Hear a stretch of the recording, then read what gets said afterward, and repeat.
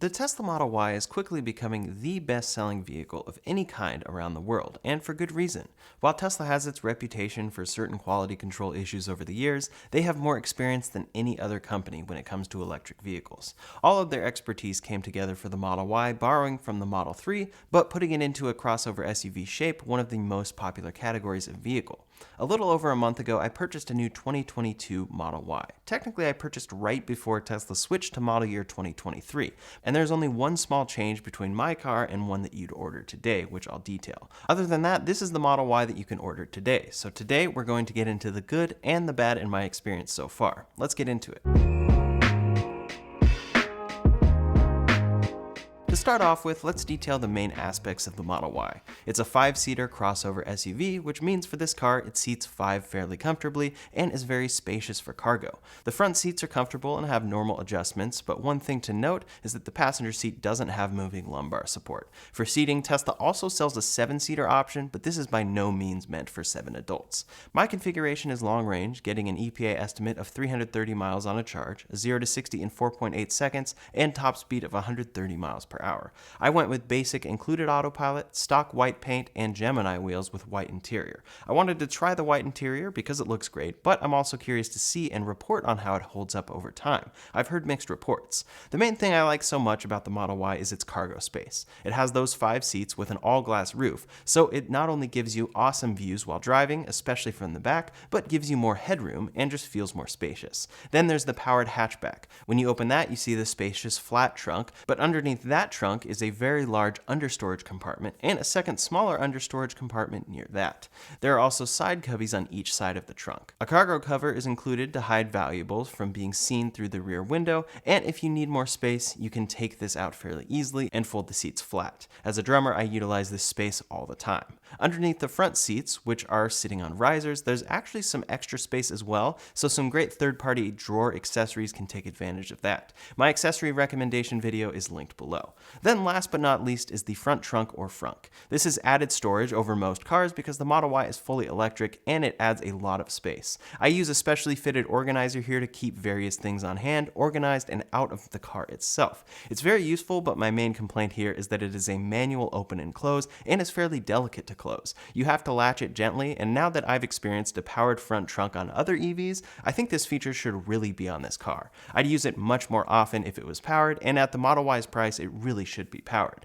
Then comes the interior. Teslas are known for simple interiors, and the Model Y takes directly from the Model 3, utilizing one center 15-inch screen to control most of your secondary controls in the car.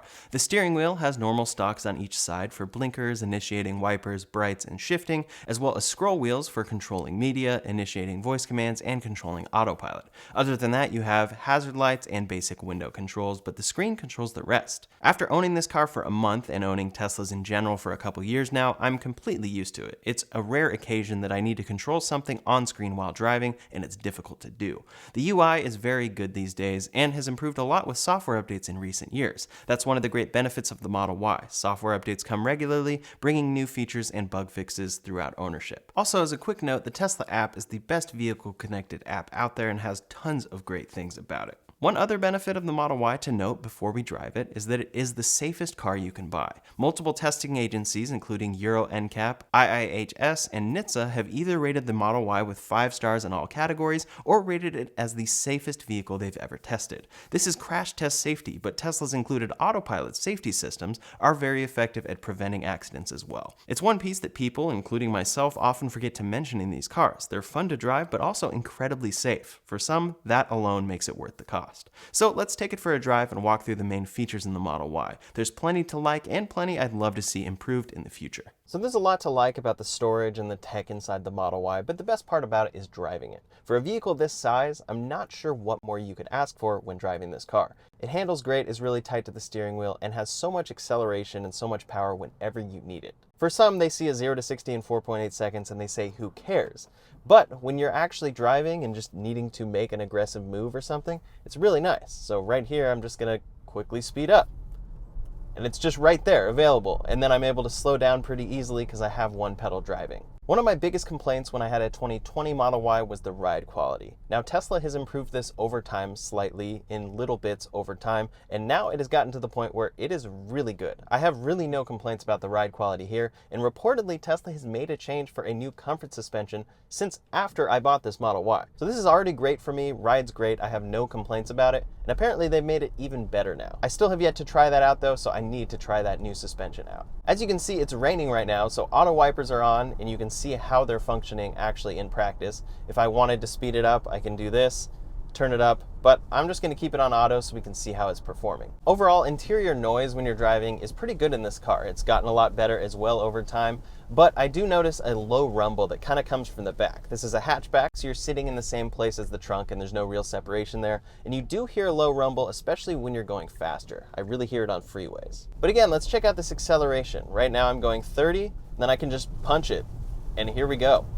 It's just really great to have on hand at any time, and also really fun. One of the best features for me that Tesla added over software update is the ability for the blind spot camera to come up on screen. So let's say I'm turning left, I signal left, and this pops up. And not only does it pop up, but you can actually choose 3 different locations on screen where you want this to be by default. I like it up here. It's most in my view and closest to where I'm looking at the road, and it's just really nice. Another thing you'll see on screen when driving is all these autopilot visualizations. Now these have gotten a lot better over time and should keep getting better as Tesla's working on their full self-driving system, but they give you a preview of what those look like, and they're actually pretty helpful. Right here I can see this car in front of me, I can see the trash cans, I can even see what it thinks is a motorcycle up ahead, and you can scroll around if this was helpful for you. It sees speed limit signs, it sees all the cars driving by me. It's really impressive how good it is. Sometimes the cars are flickering, sometimes it's not super accurate, so it's not like 100% reliable, but it's very helpful and shows you just how much the car is aware of around you.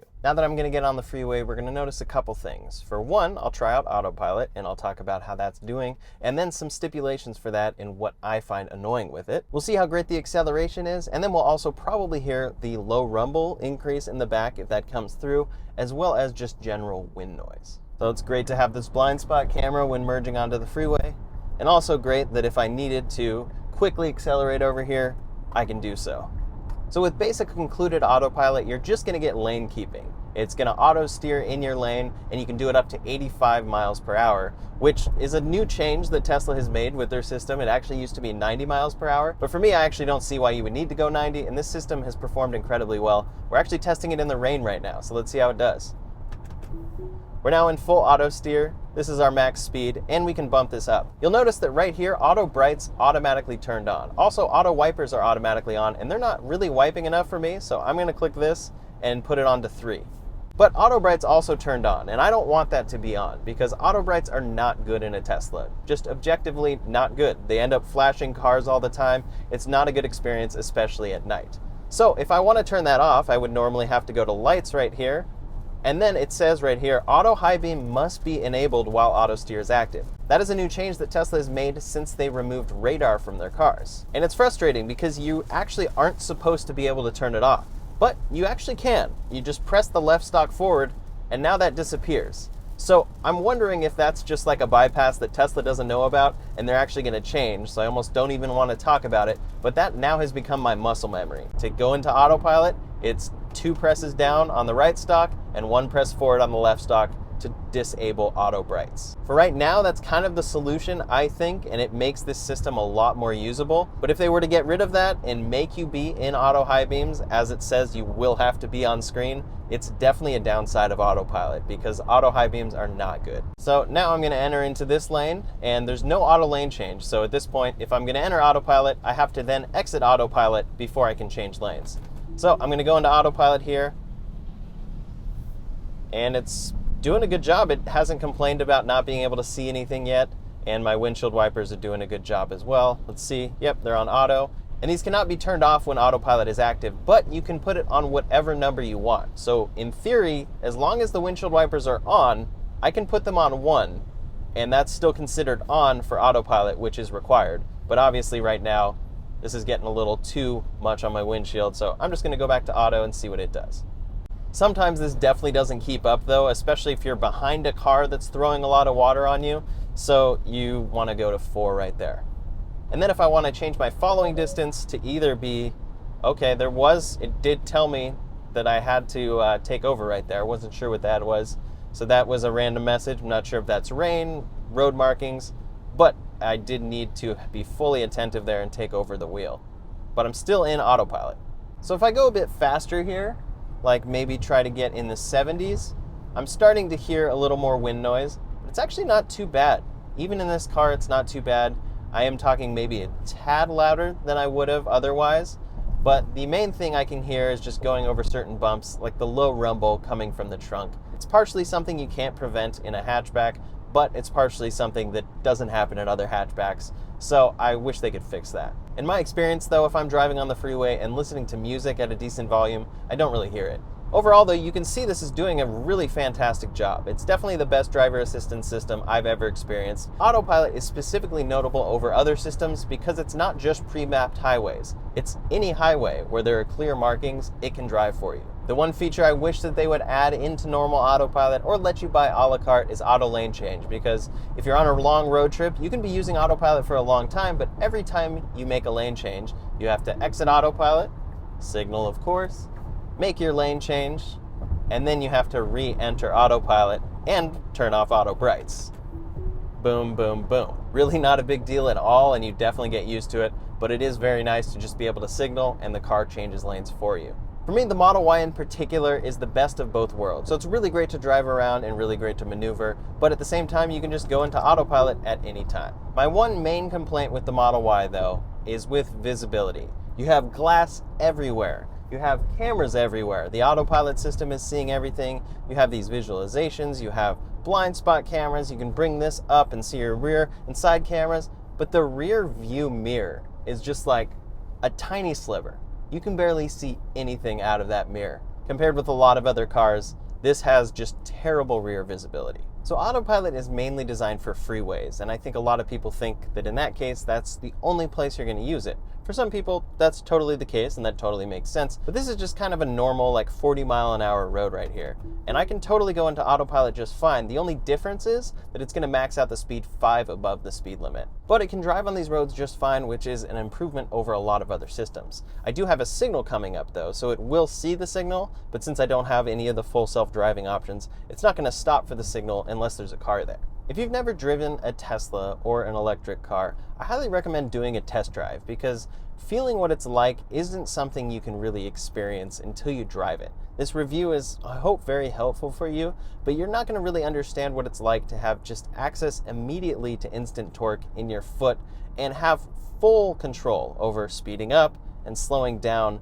available at any moment with one pedal driving. Also, how this car steers, how autopilot works, how a lot of the things function, you really need to experience for yourself to truly understand why people are paying for these cars. It's not a fluke that the Model Y is becoming the best-selling car in the world. It's a really great vehicle, even though there's plenty that could be improved. Another thing you have to just experience for yourself is the sound system. It's a fantastic sound system in this car. It's Tesla's own system, so sometimes people freak out about that, but it is designed incredibly well. I love the sound system in this car. Coming up here is this patch of really intense rough road where some roots have broken up the pavement and such, and I always drive over this in each car I test to try to see what the suspension is like. It's really a great test, and in my old Model Y, this was something I would completely avoid. It was like violent in that Model Y. In the Rivian R1T, it's probably the smoothest that I felt it in. The Model 3 isn't too bad. The Model S handles it pretty well. The Ioniq 5 actually did a very good job, but this new Model Y also does a pretty good job. Let's check it out. Yeah, bumpy, but definitely not bothersome. This used to be such a complaint of mine. I have probably a dozen videos where I talked about the ride quality in the Model Y just being awful compared to other vehicles, and that has totally changed. I'm really happy to see it. So in the car, your main functions are pretty much going to be on screen. With the latest Model Y, the screen is very much updated. It has a new processor, and the refresh rate is fantastic. It's one of, if not the best screens you can have in a vehicle. So your main thing is maps at all times, and you can just see how responsive this is. It's really, really useful. So if I want to map somewhere, I can just do it here, type it in on screen, and navigate there, and it's using Google Maps integration, so it's very, very good. I've really never had any problems with the integration here. It now gives you multiple route options. It tells you how long it's going to take to get there, and it gives you all your steps along the route. One of the best parts about a Tesla is that you have access to thousands of Tesla superchargers that other EVs currently don't have access to, and they're very reliable and all over the place. So right here, I can just click for chargers, and these are all the chargers nearby me. I can see it on a list, or I can see it on a map. I have all of these options in Los Angeles, and then let's say I'm trying to do a road trip, just tons of great supercharger options. I believe the way this displays as well is that all the red ones are the ones that I can drive to. It knows my range can definitely get me that far, and all the ones outside of this that are grayed out is because I would have to charge once before I would make it there. So you can see right up here, I can get to this one with 53 stalls available in California. No other charging network in California especially has that many stalls. It's really great for on-the-road charging, but most of the time you're going to be charging at home, and that is what I do the vast majority of the time. It's very easy. But the rest of the screen functions are pretty basic. You have your settings here, and this is where you can dial in pretty much anything, and you can see again how responsive this screen is. You have your main controls here, but a lot of this stuff is like you dial it in once, it saves to your driver profile, which is up here at the top. You can see I have a few driver profiles, including my name. And once I go into my profile here, it's adjusting my seating to my exact seating position. It's adjusting my mirrors, the steering wheel, and all of these various settings that are saved to my profile. So while it may seem like, wow, these controls are on screen while I'm driving, the majority of them are things you're never going to be adjusting because you just go into your driver profile and it's linked to your key. But if you do need to adjust mirrors, that's where you do it. You adjust steering wheel here, and you can choose options for Sentry Mode, which is the security system that records with the cameras around the car when there's motion. There's options for wipers here, so when you're driving, you could tap this and bring up wipers, but the best way to do that is just going to be to hit the button on the left stalk. Wipers pop up here. You can be on auto wipers, but if those aren't being reliable enough for you, which sometimes they aren't, you just press that button and change your adjustment here to whichever setting you want. Auto lights are very reliable, but auto brights are not very reliable. So you can turn those on and off here, or you can do it with the stock as far as auto brights. You'll also notice that when you use the left stock to flash or use your brights and turn them on, it brings up light options here. So some of these things are on screen, but they can be initiated from a stock, and then you tap on screen and it's right there in view. It's not like while I'm navigating, I'm gonna have to tap here, and then I'm gonna have to go here to get my lights or even my wipers. I can actually just initiate them from the stock, and here it is. Climate controls are one thing that you can't initiate from the stock. It's all going to be on screen. So you press right here, and this is how you adjust your vent positioning. There's no vents that you can physically move yourself. You have to do it on screen. But most of the time I'm keeping this on auto, and then I am just adjusting the temperature right here. So as I'm driving, I can just turn the temperature down. This is what I use pretty much all the time. I'd never really dive into this because, again, this positioning is saved to my driver profile. You can see every time I move it, it says saving and save to my driver profile. So a lot of people are frustrated. They're like, I just want vents that I can move. But once you dial this in after your first couple days driving the car, you never really need to adjust it. However, if you do want to adjust it in finer detail, you can do that here on this menu, and you have a bunch of other options. You of course have heated seats, which you can now also put in the dock. So I have them here because it's getting colder. You have your defrosters, your heated steering wheel, heated windshield wipers, HEPA filter, which they call bioweapon defense mode, and you can turn this on for true filtration in the car. And then you have keep modes, which are very useful. If it's blazing hot outside and I'm pumping the AC in my car, I can just click keep, and then if I run into the store for 2 minutes, it's just keeping that temperature. There's also dog mode and camp mode, and then you can also schedule, turn on auto heated seats, and various things. I do wish there were cooled seats, but these cars do not have cooled seats yet. Also, all 5 seats are heated, so you can turn on rear heated seats as well from this menu. Overall, when driving, that's pretty much all you're going to do, so most of the time you're not really diving into menus and such, but then you have your media. Tesla includes radio, Bluetooth, streaming, Spotify, karaoke, TuneIn, and Tidal. For me, I use Tidal, so right here it has everything I've been listening to recently. It's very responsive, and the benefit of Tidal is that you can actually download albums for offline listening. So sometimes if I know I'm going somewhere where there's no cell signal that's going to get to the car and streaming is going to cut out, I can pre-download an album, and it also downloads in hi-fi. That's one benefit of Tidal over Spotify in a Tesla. But your basic controls are up here, or you can use the steering wheel with the left scroll wheel, play pause by clicking, next or previous track by hitting right or left on the scroll wheel, and then you can adjust volume here. The dock is completely customizable here, so you just tap and hold, and then you have all of your options. So let's say it's getting warm again in Los Angeles and I don't need my heated seats taking up space here. I can just click that and those disappear. I can also decide what order I want these apps in, or if I want to maybe add my calendar down here. And there's just a lot of options, and so you can customize it to exactly what you want. I'm probably going to add the energy app now that we're getting into winter because I'm really curious about that. But overall, this is what I keep in my dock. I keep my cameras so I can bring those up at any time. It's my left and right cameras along with the rear camera. I have tidal, Bluetooth with my phone. Tap that and it's immediately going to be able to play from my phone. And then I have arcade right here, and it brings you to a menu with theater, arcade, and toy box. So theater has all your video streaming if you're charging somewhere or waiting somewhere in the car and want to watch something. Arcade has various games, which are pretty fun to play in here. And then toy box has various fun things. One new feature is the energy app, and this is just not populated right now for me because I haven't been driving right now. I've just been sitting here filming, but it tells you what your consumption is for all of these things: driving, climate, battery conditioning, elevation, everything else. And it will tell you after a trip how it was on your consumption versus what the trip prediction was. Overall, that's pretty much everything that I use except dash cam right here. So I can bring up dash cam and look at previous Sentry mode events, dash cam events when I was driving, see what happened here and why maybe I honked my horn, because it will automatically save a clip when you honk your horn. You can click through all the cameras, and it's just very nice to have. My big complaint here is that this still needs work. This system is just not very reliable. Like, you scroll and then it scrolls back and scrubs and then it's jumping kind of all over the place. It could definitely improve. Also on the left here, at all times when you're parked, you're gonna have open front trunk, lock, and open trunk.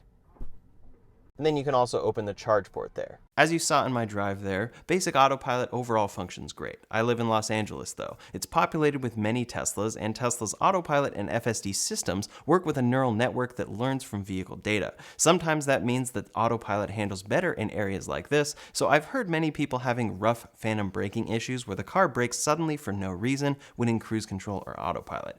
These are issues to look out for and be aware of. I've experienced it in the past with Teslas, and it's definitely not fun, but I've yet to experience it in this Model Y. I'm very happy to see that. I use it almost all the time on the freeway, and it's really great to have. So far, Tesla's removal of radar has not made an impact on my experience with Autopilot, aside from the annoyances with auto brights that I mentioned. For now, I can bypass it with the left stalk, but if Tesla disables this and requires auto brights for Autopilot, it may make it essentially useless at night. Auto brights really need improvement. The latest feature Tesla removed from the Model Y, though, came right after my car was delivered. They removed all of the ultrasonic sensors around the car. These sensors were used for parking and short-range object detection, located mainly on the bumpers. Now Tesla is dropping these in favor of Tesla Vision, which uses the cameras and FSD computer to detect obstacles. Right now, this functionality is limited for Model Ys Tesla is shipping, while Tesla improves the features and software. That means that in a new Model Y delivered without these sensors, which are all Model Ys delivered now, Auto Park, Summon, Smart Summon, and Park Assist are unavailable until a software update fixes them. I don't agree with Tesla's approach here and think they should have dropped these sensors once the software matched a Model Y that has these sensors, but that's how Tesla does things. That's one thing to keep in mind when buying this car though. Mainly for those only opting to get included Autopilot, this will really just impact Park Assist and your car detecting objects around you when traveling less than 5 miles per hour. The rest of the downgrades come with full self-driving. Regarding the upgrades Tesla sells for Autopilot, I didn't upgrade anything, and this is what I recommend for everyone unless you're specifically wanting to pay to be a future self-driving beta tester. The features Tesla sells for $6,000 or $15,000 to improve Autopilot are definitely not worth the cost for what they deliver today. They may be in the future, but timelines are consistently pushed back by Elon and Tesla to the point where I recommend scrolling right past these if you were configuring a Model Y. I bought FSD on my original 2020 Model Y, and it was a complete waste of money, besides making a couple videos with it. Auto lane change is a feature I really wish I still could have though, but it's still not worth $6,000 to me, especially since these software updates are locked to the vehicle and go with it if you sell. Also, nearly all of the features that FSD and Enhanced Autopilot include are going to be disabled at delivery due to the lack of ultrasonic sensors. The release time for that update is in the near future, so it's very unclear how long the wait may be. For the white interior, so far I've had no issues. I've put about 2,000 miles on the car, and I've heard many people say I should ceramic coat it or wipe it down regularly. Otherwise, jeans would stain it over time. Thus far, I haven't cleaned it at all because I've wanted to see, and I haven't noticed any staining. I will start wiping it down more regularly though because I want these to last. To me, the look is worth it there. My main complaint with the white interior is that they changed it right before I purchased my Model Y, so the door panels no longer have large white accents. It's an especially notable change in the rear, and I liked the old look better. Overall, with the build of this car, I'm very impressed. I've now taken delivery of 5 different Teslas, and this is by far the best one I've received. There were no substantial misalignments or imperfections at delivery, and I've yet to have any annoying rattles or squeaks. Compared to my 2020 Model Y, it's a huge upgrade, and I'm really happy to see it. I'm also very happy to see the suspension upgrade, although it appears I missed the comfort suspension upgrade by a couple weeks, and I'm curious to try that. The only real issues I've had with the car relate to bugs. Off and on, I have a bug where it will charge during my peak hours. This is extremely annoying because it's scheduled to charge at 9 p.m. when my electric rate cuts in half, but it charges early anyway. Some days this works correctly, others it doesn't. I have had a bit more success once I unlinked a third-party charge managing app from the car, so I'm hoping that is the fix. Then for software on screen, I wish there was a way to relaunch apps without having to reboot the whole vehicle. I regularly use Tidal, and now I have an issue where it plays a millisecond of a random part of the song right when the next track starts on an album. This happens about half the time, so it's really jarring and it sounds like a CD skipping every time the song starts. Here's a clip. It's definitely a Tesla bug and something that will make me use my phone to listen to music sometimes. For functionality, this is my favorite vehicle, and I understand why it's getting so popular. It's a great shape for cargo space, but also very fun and easy to get around in.